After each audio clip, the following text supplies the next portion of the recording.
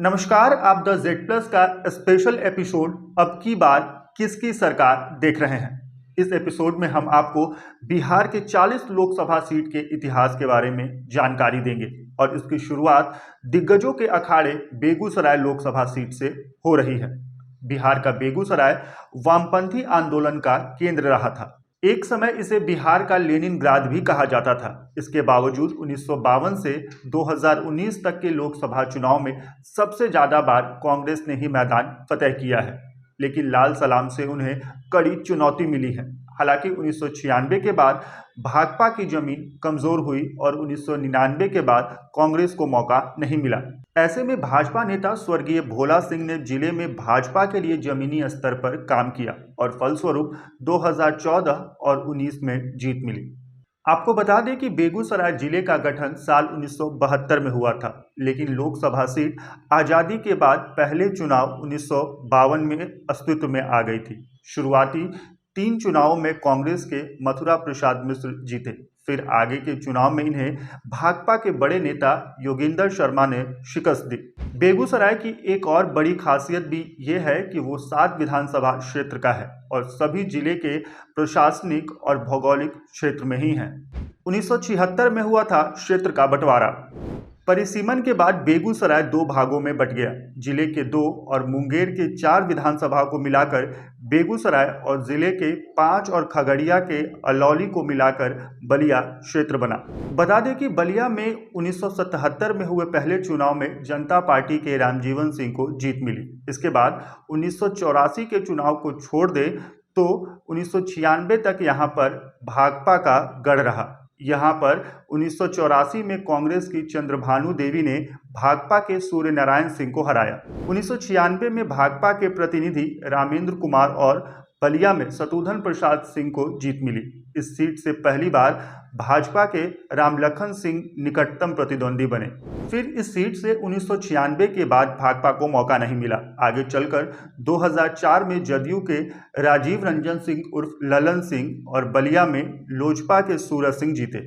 आपको बता दें कि 2009 में परिसीमन बलिया विलुप्त कर दिया गया। यहाँ पहली बार एनडीए के अल्पसंख्यक प्रत्याशी मोनाजिर हसन को भाकपा ने हराया था। कई दिग्गजों को मिली केंद्र में हिस्सेदारी। आपको बता दें कि श्यामनंदन मिश्रा 1979 में चरण सिंह की सरकार में विदेश मंत्री थे। कृष्णा शाही राजीव गांधी की सरकार में शिक्षा राज्य मंत्री और उद्योग राज्य मंत्री रही। ललित विजय सिंह चंद्रशेखर सरकार में रक्षा राज्य मंत्री बने। वहीं वर्तमान में गिरिराज सिंह ग्रामीण विकास और पंचायती राज मंत्री हैं। 1971 और 1991 का चुनाव हुआ रोचक।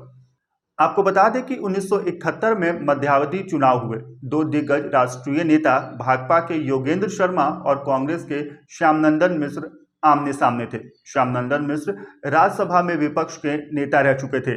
तब पूरे देश में इंदिरा गांधी की लहर थी, लेकिन इस सीट पर भारतीय राष्ट्रीय कांग्रेस सत्तारूढ़ के उम्मीदवार राम नारायण चौधरी की जमानत जब्त हो गई थी। उस चुनाव में नेशनल कांग्रेस ऑर्गेनाइजेशन के श्यामनंदन मिश्र चुनाव जीते। यहाँ भाकपा दूसरे नंबर पर रही। इसी तरह 1991 में जनता दल के लहर में बिहार से कांग्रेस का सफाया हो गया था। इस परिस्थिति में भी सिर्फ बेगूसराय सीट पर ही कृष्णा शाही चुनाव जीती थी, जो कि कांग्रेस के टिकट पर चुनाव लड़ी थी। ऐसे में आइए एक नजर डाल लेते हैं अब तक के सांसदों पर। 1952 से 1962 तक मथुरा प्रसाद मिश्र कांग्रेस पार्टी से सांसद बने। 1967 में योगेंद्र शर्मा सीपीआई। 1971 से 1977 तक श्यामनंदन मिश्र एक बार कांग्रेस तो एक बार जनता पार्टी के टिकट पर चुनाव जीते। 1980 से 84 का दौर कृष्णा शाही का रहा। 1989 में ललित विजय सिंह जनता दल यू के टिकट पर चुनाव जीते। 1991 में फिर कृष्णा शाही कांग्रेस पार्टी की टिकट पर चुनाव जीती। 1996 में रामेंद्र कुमार सीपीआई के टिकट पर चुनाव लड़े और उन्हें जीत मिली। 1998 और 99 का दौर राजो सिंह का रहा। 2004 में जदयू के टिकट पर ललन सिंह ने बाजी मारी। 2009 में फिर से जदयू के मोनाजिर हसन इस सीट से चुनाव जीते। 2014 में बीजेपी के टिकट पर भोला सिंह तो वहीं 2019 में गिरिराज सिंह इस सीट से चुनाव जीत चुके हैं। लोकसभा क्षेत्र में जो वादे हुए पूरे, कुछ रह गए अधूरे। जाम की समस्या से निजात दिलाने के लिए 400 करोड़ की लागत से फ्लाईओवर का निर्माण।